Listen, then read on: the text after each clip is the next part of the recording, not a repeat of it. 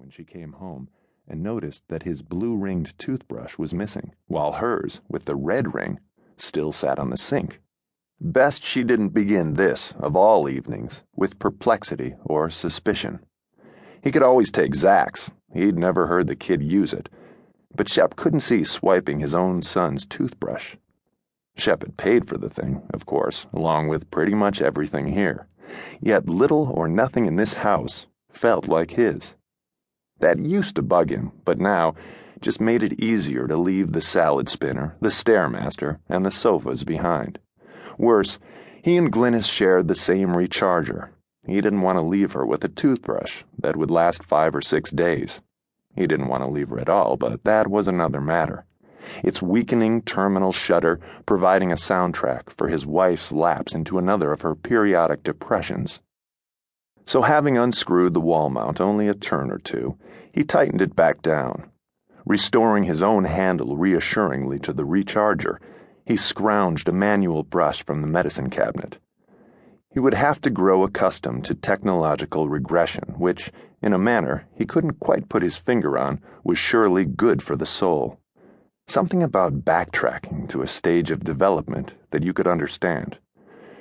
He wasn't planning simply to cut and run, to disappear himself from his family, absent announcement or explanation.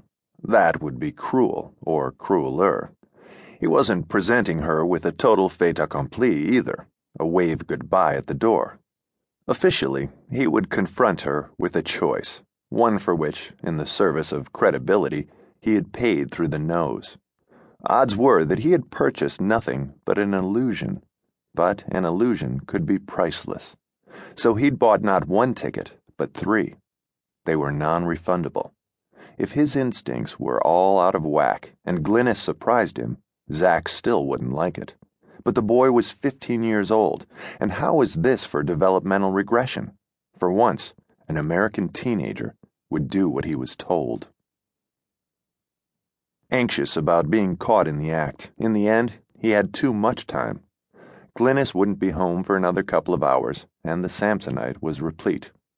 Given the confusion over plugs and current, he'd thrown in a few manual hand tools and a Swiss Army knife. In the average crisis, you were still better off with a pair of needle-nose vice grips than a BlackBerry. Only a couple of shirts because he wanted to wear different shirts, or no shirt. A few bits and pieces that a man with Shep's occupation knew could make the difference between satisfied self-sufficiency and disaster.